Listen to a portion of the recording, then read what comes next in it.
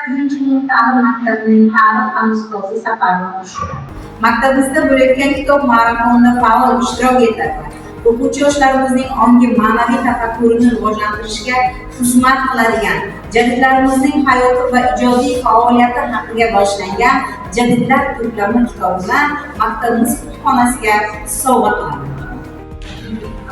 Men Farg'ona viloyati Jondor tumanidagi 48-maktabning ona tili va adabiyot samara o'qituvchisi Jumayeva Muzbira Ravshanova. Men bugun maktabimizda o'tkazilayotgan kitob marafonida faol ishtirok etib, o'zimning farzandim bilan maktab kutubxonasiga kitoblar taqdim etaman.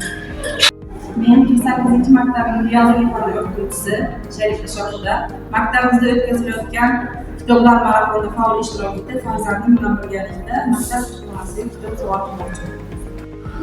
Men Shokira Ferangiz 48-maktab tarbiya fani o'qituvchisi. Bugun maktabimizda o'tkazilayotgan kitoblar marafonida faol ishtirok etib, maktabimiz kutubxonasiga o'zimdan bo'lgan jahon adabiyot namunalaridan biri Rabindranath Tagorning romanini sovg'a qilmoqchiman va bu orqali o'quvchilarni ma'naviyati va tarbiyasiga o'z hissamni qo'shmoqchiman.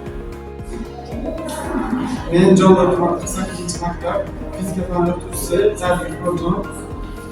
Maktabimizda o'tkazilayotgan kitoblar marafonida faol ishtirok etib, mana shu o'zim sevgan asarlarni o'quvchilarga sovg'a qilmoqchiman.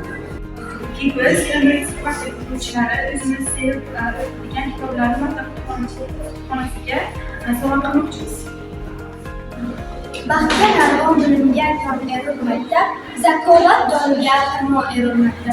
O'g'il qizlar o'qing ulkan murod ko'zlab, ziyod topmoq uchun imkon erilmoqda. O'qing maktab ahli dono kerak yurtga, yana Bobur Ibn Sino kerak yurtga.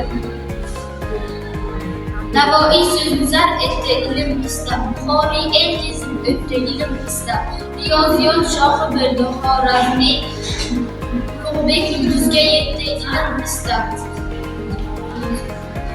Necha yo'ldan qaqshagan bu astiqo, qadim joylar bu xatarisi.